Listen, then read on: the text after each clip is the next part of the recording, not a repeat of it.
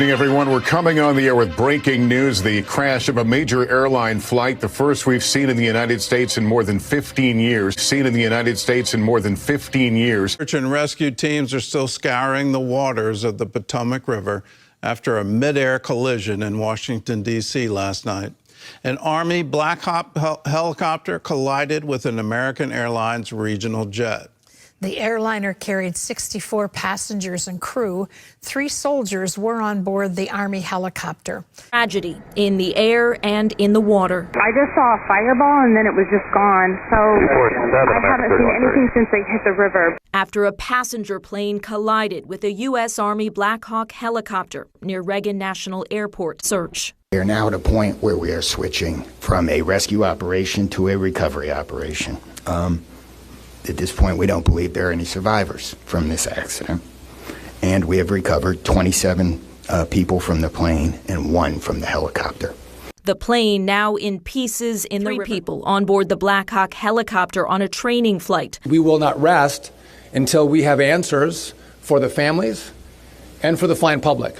You should be assured that when you fly, you're safe. The major headline, very much no survivors. Tragic collision or act of terrorism. Yes, was the helicopter gone directly straight into the plane on purpose? Or was this just a tragic error of a trainee pilot losing control of his own helicopter? Well, yeah, you're going to check out this video right here, right now, that shows the flight paths of both of them, and the helicopter was going doo-doo-doo-doo, and then went boom. Yes, to me, looking at that sort of footage, it could have been a deliberate act, but we'll see. I think the best way to do it is just check out the video, folks. Let's just check this video out now and how this analyst described the crash. We look at the actual footage of the crash happening, and then he will go through the flight paths and what happened there, and I'll be back soon. These are the moments just before an Army helicopter collided with an American Airlines passenger plane.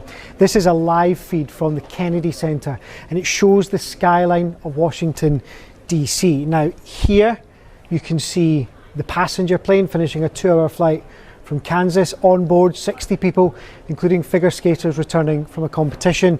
And here you can see the helicopter.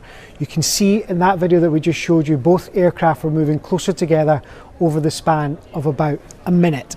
This map that I want to show you shows the flight path of both. You can see the helicopter coming from the top in red, arriving from the bottom in blue. This is 8:47 local time, around 25 seconds before impact. We also have audio from air traffic control, which has been published online. As the 2 aircraft get closer, we can hear a conversation. This appears to be the air traffic controller. PAT stands for Priority Air Transport, the helicopter, the passenger plane. This response appears to be from the helicopter. But something goes wrong. The aircraft get closer to each other until this happens. Now, let's go back to the flight radar. Watch this moment again from here. You can see the plane and the helicopter getting closer to each other. The passenger plane is on a steady descent for landing. And this is the aftermath. The plane and its 60 passengers have crashed into the freezing Potomac River. Military aircraft do often fly near civilian planes in Washington, D.C., but a collision like this has never happened. Well, you look at your evidence there, make your mind up at home.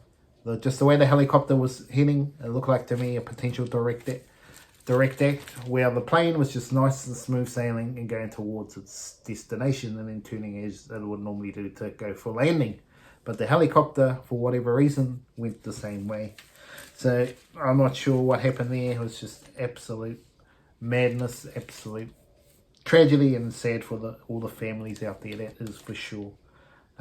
Let's hope it wasn't a case of any terrorism, but when you're talking about the military, you just never know what could have happened there. But hopefully it was just training pilot error. But with the other 2 sleeping, I don't know what was happening out there. To me, if you've got experienced flight people on there, this should not have happened. So it's going to be interesting to see. And when you hear the footage of the pilot, he was pretty calm on the helicopter side, so I'm not sure what was happening there. Make up your mind at home if you think it was deliberate or not. But let's see what the man himself, Donald Trump, has to say on the situation. And look how smug he is when he talks about Joe Biden and Barack Obama. President Trump is promising answers. We'll find out how this disaster occurred, and we'll ensure that nothing like this ever happens again. When I arrived in 2016, I made that change very early on, because I always felt this was a job that, and other jobs too, but this was a job that had to be superior intelligence, and we didn't really have that, and we had it. And then when I left office and Biden took over, he changed them back to lower than ever before. I put safety first. Obama, Biden, and the Democrats put policy first. And they put politics at a level that nobody's ever seen, because this was the lowest level. Their policy was horrible, and their politics was even worse. So as you know, last week, long before the crash, I signed an executive order restoring our highest standards for air traffic controllers and other important jobs throughout the country. So it was very interesting. About a week ago, almost upon entering office, I signed something last week that was an executive order, very powerful, on restoring the highest standards of air traffic controllers. And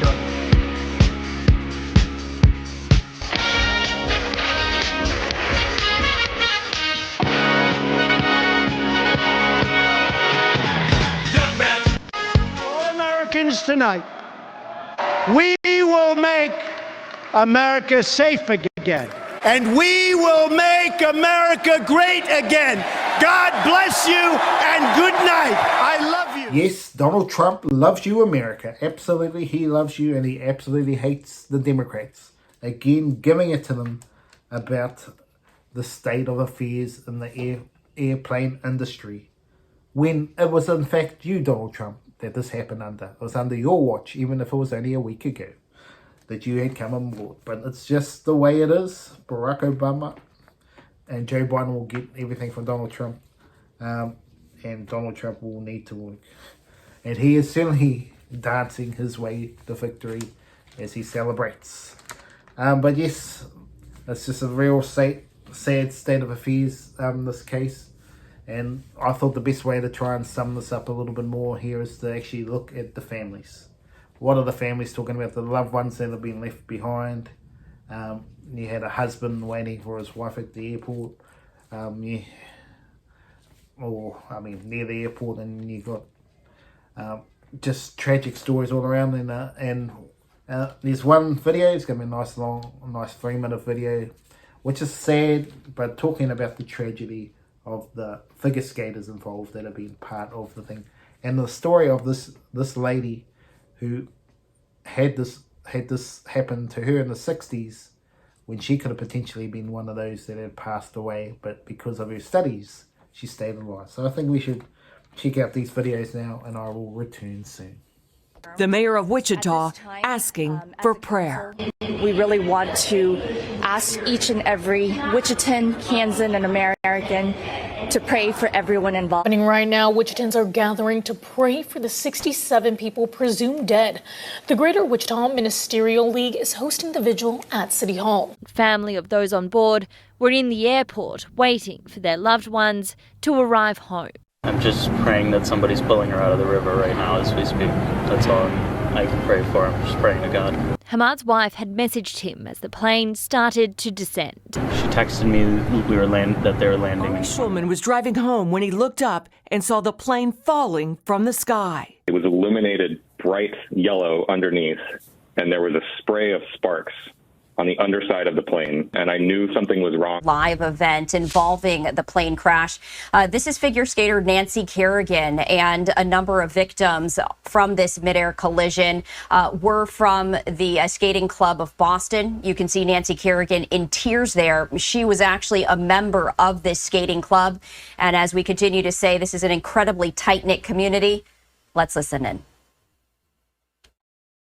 Her daughter, Elin Schran, who works with our coaches, with Vadim and Jenya and Spencer, and runs a great company called Joy Skate, which does a lot to diversify our sport. And Paul George, a longtime club member, national champion in the sport, and president emeritus of the U.S. Figure Skating Foundation. Any questions we can answer for you? Did you know the coaches personally throughout your career? And could you reflect on the loss, their style? Well, first of all, we came here because we needed to be together.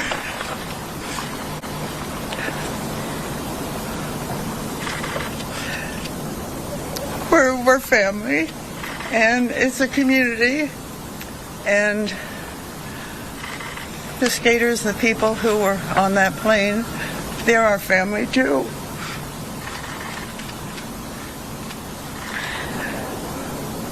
And our community means so much to us. We're also here to encourage the skaters who have been aiming to reach the World Championships. It's important for them to know we're all together. I certainly don't have any answers. I really can't believe that it happened, because I picture them right here. The coaches always stood at that entrance. The skaters just flew all over the ice, doing remarkable things, inspiring all of us. And it's to us, it's just terrible, and it's sad, and we just feel we need to be together, and that's why you see so many hugs today. Emily, Paul, this is the second time for this club. I don't know if you remember from 1961. There's people and kind of what happened, to bring it up. Yes, there were really 22 of my friends on that plane in 1961 on their way to the World Championships. And I'm sure I would have gone there to cheer them on, but I was in my last year of medical school and couldn't go.